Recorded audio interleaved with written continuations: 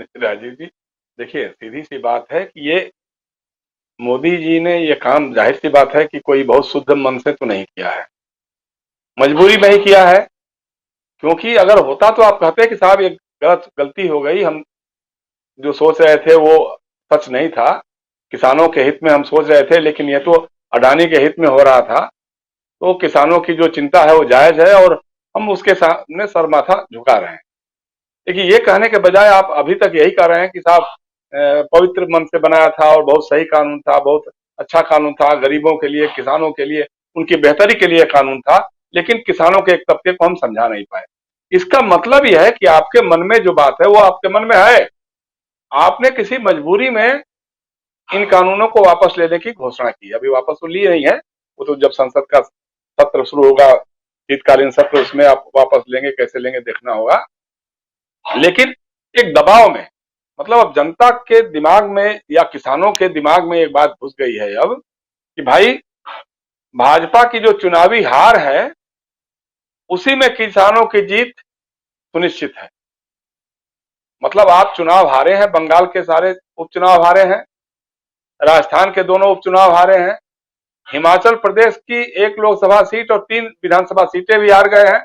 उसके बाद आप ये सोचने को विवश हुए हैं कि अगर ये कृषि कानून, जो हमारे मन में तो बहुत अच्छा है क्योंकि अडानी हमारे मित्र है, उसके फेवर में जा रहा था, तो कानून तो बहुत अच्छा है, लेकिन ये कानून हमारे चुनाव के लिए हमारे सर पे भारी पड़ेगा।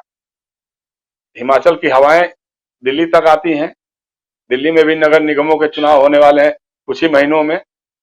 उत्तराखंड, पंजाब सटा हुआ है, हिमाचल से लगा हुआ है, तो वहां की हवाएं वहां भी जा रही हैं, तो संकेत इनको यही मिल रहे थे।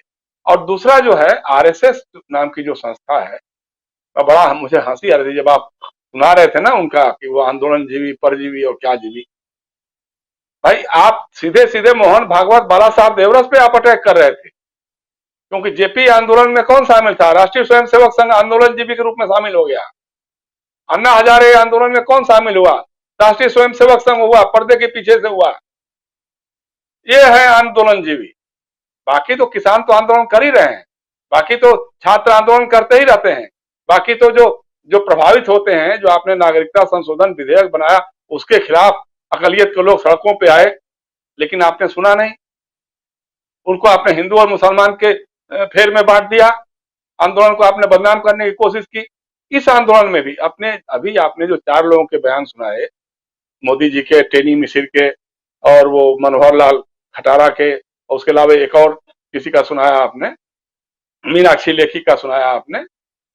इसके अलावे जो बातें आई थी, इनके जो ढिढोरची जिसको मैं कहता हूं कि मुखर मीडिया के, मुख्य धारा मीडिया के जो ढिढोरची हैं, वो क्या कहते थे?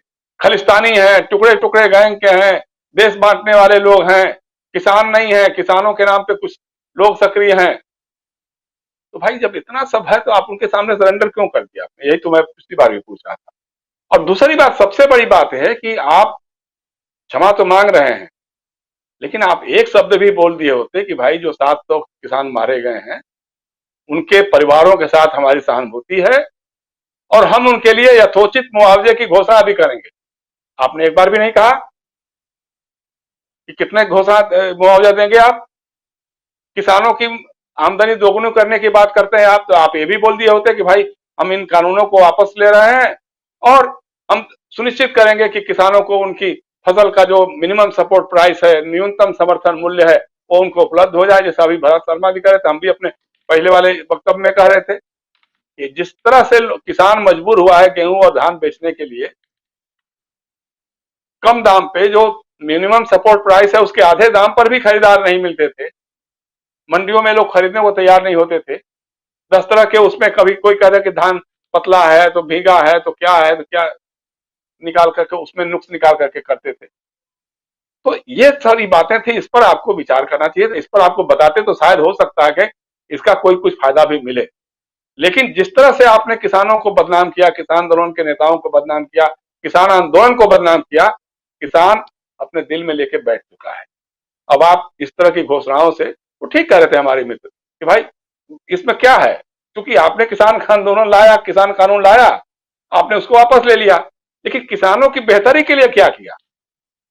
किसानों की खाद उनको सस्ते दाम पे मिल जाए, रासायनिक उनको सस्ते दाम पे मिल जाए, बिजली पानी उनको सस्ते दाम पे मिल जाए। ऐसी कौन सी व्यवस्था की आपने? उनका लागत मूल्य तो घटाने की बात आपने कभी नहीं की है, तो उससे उनको कोई फायदा तो हुआ नहीं। उनके लिए तो यथास्थिति है ना कि भाई कृषि कानून नहीं थे तब भी उनकी वही हालत थी, किसान कानून हो गए तो लड़ रहे थे उसके खिलाफ, अब आपने हटा दिया, फिर वही के ढाक के 3 पात हैं। तो किसानों की बेहतरी कहां से?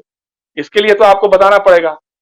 तो मुख्य रूप से तो यही बातें हैं। अब यह है कि इसके आधार पे कम से कम एक फायदा जरूर होगा इनको कि पंजाब और पश्चिमी उत्तर प्रदेश के इलाकों में जहां इनके लोग घुस नहीं पा रहे थे, जा नहीं पा रहे थे, तो कम से कम ये चेहरा लेकर जाएंगे कि साहब देखो हमने तो गलती मान ली, हमने तो।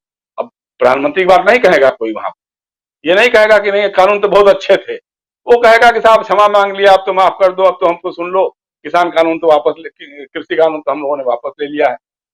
तो कम से कम घुसने की एक मिल जाएगी, जमीन मिल जाएगी। अब पब्लिक क्या लेगी, क्या करेगी, क्या नहीं करेगी, ये तो फरवरी मार्च में होने वाले चुनाव बताएंगे। लेकिन एक भरोसा और है, एक बात और इससे उभर करके आई है राजीव जी, कि देश जो है लोकतांत्रिक शासन में, लोकतांत्रिक शासन प्रणाली में, देश जो है संसद में बहुमत प्राप्त सरकार की जिद पर नहीं चलती, देश चलता है जनमत पर। जनमत तैयार करने की भूमिका जन आंदोलन भी करते हैं, किसान आंदोलन भी करते हैं, ये आज साबित हो गया। यानी अब जनमत को और जनता को इग्नोर करके आप शासन नहीं चला सकते हैं। जिस तरह से मनमाना आप ये सब कर रहे थे, कभी कुछ कर दिया, कभी कुछ कहीं बोल दिया, कभी कुछ लागू कर दिया, कभी कर दिया कि साहब सड़क पे आप नमाज नहीं पढ़ सकते हैं, तो कभी कर दिया कि साहब आप ये नहीं कर सकते हैं, आपको यही खाना होगा। जैसे आपने गुजरात में कर दिया कि बहुत सारे शहरों में कि साहब सड़कों पे आप ठेला नहीं लगा सकते, नॉनवेज खाना नहीं मिलेगा, नॉनवेज खाने पर ठेले हटा लिए जाएंगे, ट्रकों पर लाद लाद करके ले जा रहे थे। मतलब एक खाना, एक देश, एक पोशाक, एक मतलब सब कुछ एक एक करके आप जो कर रहे थे उस पे लगाम लग गई है। जनता ने कह दिया कि माफ करना मोदी जी, अगर इसी रास्ते पे आप चलेंगे तो जनता आप सड़कों पे आने में कोई हिचक नहीं करेगी। और किसानों की जीत ने इस बात को दिखा दिया है। और किसानों की जीत और मजबूत तब होगी जब उनको, क्योंकि जैसे है ना, आपने आपने तो बार बार कहा कि साहब कृषि कानून तो बहुत अच्छे हैं, बहुत अच्छे हैं। इसका मतलब कि अगर आप उत्तर प्रदेश विधानसभा का चुनाव जीत गए, पंजाब विधानसभा का चुनाव खुदा न खास्ता आप या आपकी बैसाखी लेकर के ये अमरिंदर सिंह जी या अकाली दल, हो सकता है अकाली दल फिर से वापस चले आए आपके साथ, क्योंकि उनका विरोध तो सिर्फ कृषि कानूनों को लेकर के ही था। तो अगर खुदा न खास्ता आ गए तो इसका मतलब कि आने वाले दिनों में फिर आप यही काम कर सकते हैं। क्योंकि अडानी जी ने जो करोड़ों करोड़ रुपए का इन्वेस्टमेंट किया है सेलो बड़े बड़े भंडारगृह बना बना करके, तो उसका तो कुछ तो होना होगा ना, या उनसे कुछ तो कमीशन भी तो मिला होगा, तो उसका कहीं ना कहीं तो जवाब देना ही पड़ेगा आपको। तो किसानों की जीत तभी सुनिश्चित होगी। मैं खत्म कर रहा हूं। एक सवाल आपसे, एक सवाल इसी क्रम में, क्योंकि पॉलिटिकल बातें यहाँ इस पूरे डिसीजन में प्रधानमंत्री का अचानक आना और ये डिसीजन लेना, ये बताना कि हम आपसे क्षमा चाहते हैं कि आपको हम समझा नहीं पाए इतना पवित्र, इतना अच्छा कानून बनाने के बाद भी, लेकिन इसका जो पॉलिटिकल जो इसके मायने हैं, जो आप अभी बता भी रहे हैं, थोड़ा उसको छू रहे हैं आप, लेकिन विस्तार से समझना चाहूंगा आपसे ही कि आखिर पंजाब से लेकर के उत्तराखंड और उत्तर प्रदेश में क्या स्टेक लगा हुआ था और क्या आने वाले समय में इसका रिफ्लेक्शन हो सकता है जब ये कानून ऑलरेडी, अब ये कहा जा रहा है और आने वाले समय में हम देखेंगे कि हाँ ये कानून वापस ले लिया गया, रिपील की बात कर रहे हैं प्रधानमंत्री। तो 5 राज्यों का जो चुनाव है उसमें क्या रिफ्लेक्शन होगा? आप जैसे अभी बता भी रहे हैं कि अब लोग जा सकते हैं, गांव में पहले नहीं जा सकते थे, बीजेपी के कार्यकर्ता अब जा सकते हैं ये कह करके कि हाँ देखो हमने ये कानून, एक गलती की थी, प्रधानमंत्री ने माफी मांग ली।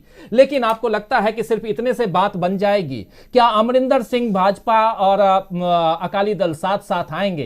क्या पश्चिमी उत्तर प्रदेश में जो अभी परिस्थितियां बदली हुई हैं, बाद में इसी सवाल के साथ भारत शर्मा जी आपके पास भी आऊंगा, लेकिन क्या पश्चिमी उत्तर प्रदेश में परिस्थितियां जो बदली हुई हैं वो अब ठीक होती हुई दिखाई देंगी, जबकि सामने जो है 2 महीने का से भी कम का समय बचा हुआ है? नहीं, परिस्थितियों में कुछ खास बदलाव होगा ऐसा मुझको लगता नहीं है। थोड़ा बहुत हो सकता है लेकिन ऐसा हमको लगता नहीं है ज्यादा, क्योंकि पंजाब में भी देखिए अकाली दल और अमरिंदर सिंह एक साथ तो नहीं आ सकते हैं। अब दोनों में से कोई हो सकता है कि एक भाजपा के साथ चला जाए, ये संभव है, इसमें कोई अनहोनी नहीं होगी। लेकिन जिस तरह से वहां तरनजीत सिंह चन्नी की सरकार जिस तरह से काम कर रही है, और मुझे लगता नहीं है कि वहां पर इनकी दाल कोई गलने वाली है। अब किसानों के दिल में गहरे घाव तो लग गए हैं, आपने ठीक है, आपने किसान कानून वापस ले लिया है, उसमें कोई बड़ी बात नहीं है, लेकिन उनको फायदा क्या हुआ? किसान तो ये सोचेगा ना बैठ करके कि भाई हमको क्या फायदा हुआ, इस सरकार से हमको फायदा क्या हुआ? और जो 700 हमारे किसान मार दिए गए, मर गए, मरने के लिए मजबूर कर दिए गए, उनका क्या होगा? उन परिवारों का क्या होगा? तो ये घाव इतनी आसानी से भर जाएंगे हमको नहीं लगता है। इसलिए ठीक है, मतलब इतना ही हो सकता है कि भाई आप जा सकते हैं उनके बीच में, आप अपने भाषण कर सकते हैं, सभाएं कर सकते हैं, लेकिन पब्लिक के दिमाग में तो ये आ गया ना कि अगर ये सरकार मान लो खुदा न खास्ता फिर से आ गई, जीत गई, तो फिर कब ये कानून फिर से ला देंगे, इसका कोई ठिकाना तो है नहीं। क्योंकि इन्होंने ये तो माना नहीं है कि किसान कानून खराब थे, कृषि कानून खराब थे या उसमें कुछ गड़बड़ियां थी। अगर ये मान जाते कि हाँ भाई इसमें कुछ प्रावधान ऐसे थे जो गलत थे, जिसको हम समझ नहीं पाए, अगर इसको आप मान लेते तब तो बात अलग थी। लेकिन आप तो ये कह रहे हैं कि नहीं साहब, कानून तो बहुत अच्छे बनाए थे हमने, किसानों के हित में बनाए गए थे, छोटे किसान जो है उनके हित में बनाए गए थे, लेकिन हम लोगों को समझा नहीं पाए और लोग सामने आ गए। तो भाई कहीं ना कहीं आपकी राजनीतिक मजबूरी है ना, जिसके चलते आपने क्षमा मांगी है देश से। आपने कानूनों में गलती के लिए क्षमा नहीं मांगी है, आपने ये इसलिए मांगी है कि हम समझा नहीं सके किसानों को, किसान नेताओं को हम अपनी बात, किसान के भले के लिए जो हमने कानून बनाया था उसको हम समझा नहीं सके। तो इसका मतलब मन में तो आपके कहीं ना कहीं वो बात रहेगी ही रहेगी। और ये माना जाता है मोदी जी के बारे में कि एक बार जो ठान लेते हैं या उसको फिर वो छोड़ते नहीं है जल्दी। तो क्या पता भाई राजनीति में कब क्या होता है। अगर आपको बहुमत मिल गया तो फिर से हो सकता कहेंगे कि देखो जी हमारी बात को तो मान लिया लोगों ने, तो फिर से आप उसी कानून को ला सकते हैं या उसी तरह का कुछ और ला सकते हैं, क्योंकि अडानी भाई भी इतनी आसानी से छोड़ने वाले नहीं है, ये बात तो पक्की है। तो इसलिए राजीव जी यही है, अब देखिए, देखते रहिए। मुझे लगता है कि विधानसभा के चुनाव अभी भी इनके लिए बहुत मुश्किल हैं, क्योंकि अब एक बहुत कई तरफा लड़ाई लड़ रहे हैं। कहीं हिंदू मुसलमान का खेल खेल रहे हैं, कहीं वो अब किसान कानून वापस कृषि कानून ले लिया, उसके जरिए अपना कुछ ढोंग चलाएंगे न चलाएंगे।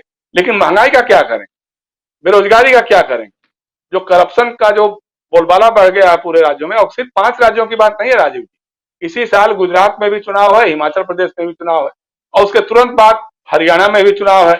तो अगर ये सब अगर हाथ से निकल गए प्रदेश, तो फिर 2024 तो आपके लिए बड़े खतरे की घंटी है।